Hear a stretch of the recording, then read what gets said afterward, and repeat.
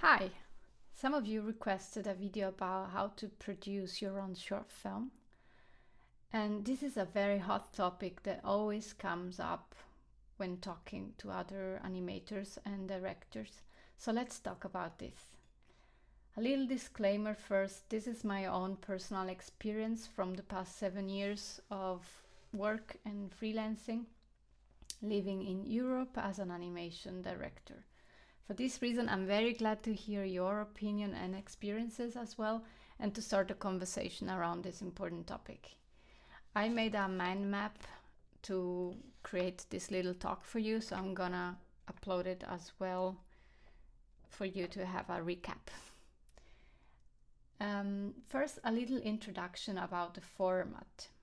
A short film is an unlucky format, in my opinion, because the market and the broadcasters do not show so much interest in it. In fact, they usually fund and produce long features films or series. And sometimes, but quite rarely, it happened to me to see cinemas screening short films before the actual feature film. But first of all, it's rare, and second, this can provide some extra money once the film is done through distribution, and we're talking about this later, but not before the production of the short film. A side note here is I do not really know why this format is so unlucky. In fact, I think this could be the perfect format to fit this fast lifestyle we have and the short attention span of nowadays life, but that's it.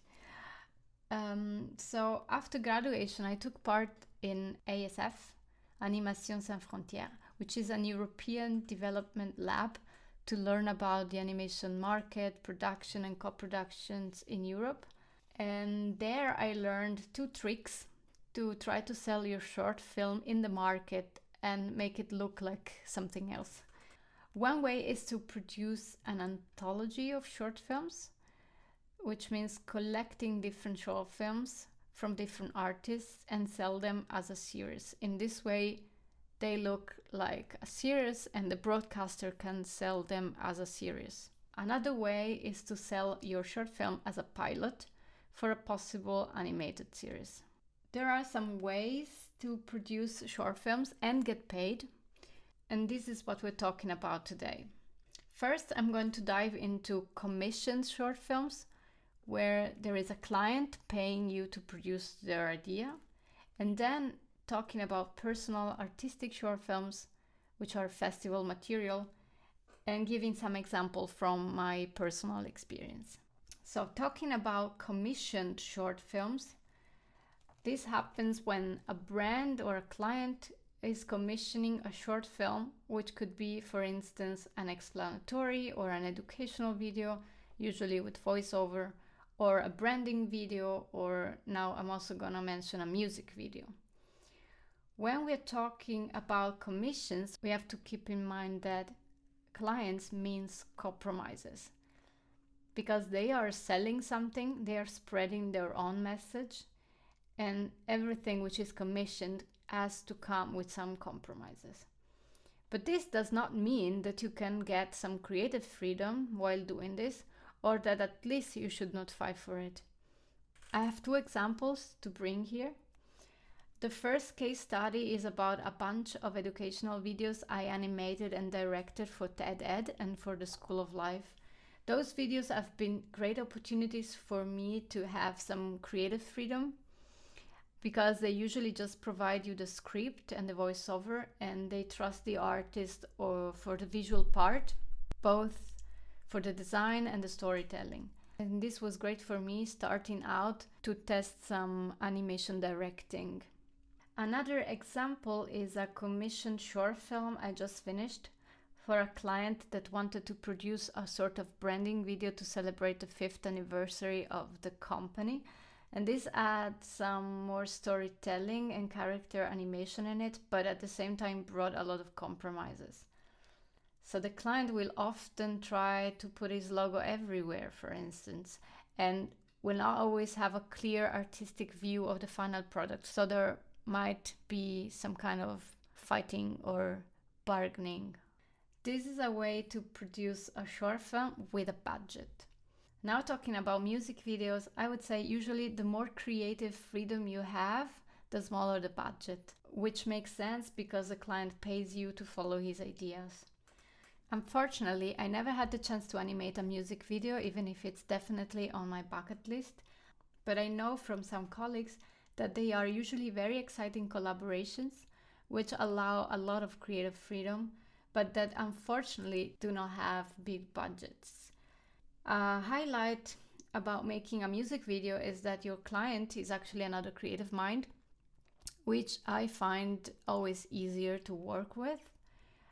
And one of the cons could be that there will be, of course, no dialogue nor sound design in the short film, which is something to keep in mind. So those were some ways to produce a short film with a client and a budget. They might come with compromises because, for example, it's not going to be your own personal story, but they are great ways to test the making of a short film and to produce something interesting for your portfolio for sure. Now let's talk about the short artistic films, which are those personal stories you want to tell and that you usually see, for example, on animation festivals. Those are, in my opinion, really beautiful because they are so pure and unique. They're not selling anything. They do not have a third part involved and no interests. So I think this is the beauty of them. On the other side, if you're not sponsored, you also have to find alternative ways to finance them, and that is what we're trying to figure it out now. It is possible, I've heard about it, but never happened to me. It is possible to actually get produced by a producer. In order to do this, you have to go to pitching events, pitch your ideas. Usually some of those pitching events are at festivals. Find a producer, maybe find even another one if one is not enough, so co-production. Then apply for funds through the producer, because unfortunately only producers can apply to most of the funds. Then wait for a response, for a reply from the fundings in order to get what you applied for. Collect the funds, reaching the budget, because you have to reach a certain budget, and then once you get all this, you can start the production. This is an ideal process, but also a very long one, because it really takes a lot of time to go through pitching and applications in order to find all the producers and funds necessary to finance the film. This is for me a negative side, because I hate to put an idea on hold, and I find it hard to keep the motivation up for years before I'm able to get into the actual production. A bright side, of course, is that we are talking about bigger budgets here, which means also big team and big possibilities for sure. This said, I was never able to find a producer and follow this path so far, and one reason is good to know and to keep in mind is because you're not eligible for funds when you move to another country. You usually have to wait until you have 2 years of residency, and I did move quite a lot, so that was for sure an issue for me. Production is also about compromising, and the more co-productions you have, the more compromises, and this is true also because of funds. In fact, funds, they also come with some compromises. For example, if you apply to a regional fund, they want to be represented or to have some part of the production happening physically in that region, which makes sense because they want to invest in you. They want to invest those money back into the region. So this is about the ideal process of being able to produce your own personal story through a producer or a production company. Now we're going to talk about the independent way of producing your short film and how to produce your own idea if you don't have a producer or cannot apply for funds. So this is what I learned from my personal experience in the past years, because I was trying to find a way to produce short films. The very first one I'm gonna mention, the first way is, I'm gonna call it weekends in my recap map, is investing in your free time, which means basically the most straightforward way of doing this is dedicating all the free time you have to do your project. This requires for sure a lot of motivation and self-discipline, because you're on your own and you have to keep going and push your project forward, and can also get quite frustrating, I would like to say, especially when you get into the vicious cycle of money priorities, which brings a lot of frustration, which is when you're working on your personal film, but then any random client job comes in and you have to accept it and to put your project on hold.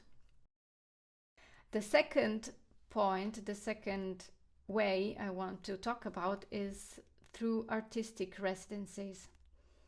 I had one experience of an artistic residency when I went to the open workshop in Viborg, Denmark for 6 weeks. An artistic residency is great because it allows you to take time for your project and focus on one thing. Especially as a freelance artist, you tend to have many projects at the same time, many clients, commissions, and admin stuff, your personal life. And going to an artistic residency really allow you to just focus on your project and nothing else. It also have an important social commitment factor, because you applied for it, you got the place, and sometimes you also have to give some kind of status report every now and then. This gives you social commitment and a reason and a motivation to move forward. Also, another very important part is the artistic environment you are in, which is great because here you can get valuable feedback, you meet other creative people, you can hear their opinion, you get in contact with other directors, maybe even possible producers, who know, and you can get in touch with some fresh ideas and also think about the following steps and how to move forward with your film. Also, during an artistic residency, you worry less about rent and other expenses. Well, now it depends from the residency. Some residency ask you to pay a rent, some others don't. Some provide for your trip expenses, some don't. But in general, an artistic residency is supposed to help you, and for example, to not make you worry about paying the rent or other expenses. And now talking about the cons, because so far I only listed the good sides, I would say it's quite an intense experience. You have to be committed to leave your life behind for a certain period of time. And it is not for anyone for this reason, I would say. Also, you have to be accepted, of course. And also I would add, maybe it's not enough to complete a project, but rather useful to boost it, to collect some feedback, or to complete one stage of the pre-production or the production. All this based on my own experience. During my residency experience, I developed the short film Marea, and I'm gonna talk about all this in a separate video. The third point in my list is the crowdfunding. I'm still learning about it, I don't know much, but crowdfunding is for sure a lot of extra work, but also a great source of money to finance your project. So I think you have to keep in mind that on top of the work you're already doing to produce your film, crowdfunding would require some extra work to set up the campaign and promote it. Also, I think it does not make sense to start a crowdfunding campaign if you do not have already a strong supportive community. It is such a time and energy investment that it needs to be worth it, I think. I did consider to launch a crowdfunding for Marea at some point, but then I quickly gave up, realizing how much work I needed to do. And for sure, having a team and not being completely alone would help to make this extra effort less heavy. But yeah, Patreon is also some kind of crowdfunding. I'm only at the beginning of this journey, but I already love it because it allows me to connect with people and care about what I'm doing and share with them the process. Also to have like a back and forth and a conversation. And this is what I hope to get from this video, for example, to start a conversation with all of you. And then in the next point number 5, I'm gonna mention grants. Grants are sums of money given by an organization, usually to support an artist or a project. They sound also ideal because there is no need of a producer to get those financial support, but I never got one, but I wanted to mention them in my list. Number 6 is prizes and awards. In fact, you can win prizes and awards with your work, for example, at animation festivals. Sometimes those prizes are money prizes, and those can be great sources of income to finance the following film or as a reimbursement of the expenses after the film is done. If you are lucky to own your own film's right, prizes can be a nice extra source of income together with distribution, which is my next point. Number 7, distribution. Distribution means to spread the final product to different broadcasters, which can be TV channels, screenings, events, cinemas, etc. Distribution companies or agencies would take care of the process of that and give you a percentage of the income. Number 8 is, I called it merch and co. It's a final thought about other ways to make some money out of your film. In fact, producing a film means for us animators to produce a bunch of different sub-products, I would say, which you can monetize and turn into some actual products. Those are not probably going to finance all of your film, but together with some other previous points could help getting some more resources into the mix. I'm talking about creating some merchandise around the film, which means for instance selling prints, art book, etc., or giving talks or classes about your experience. To sum it up, I do not know if it is actually making you rich, if you at the end of the day can earn money from the making of a short film, but I think money is not really the final goal when trying to make a personal film. So the most important thing I would say, and what I was trying to tell you with this video, is to be able to survive doing it, cover the costs of production, and also not to get too frustrated about something which is supposed to be our passion. I hope you liked this chat, and I hope it was useful, and I would really love to start a conversation around it. So feel free to comment and drop me a line. Talk to you soon. Ciao.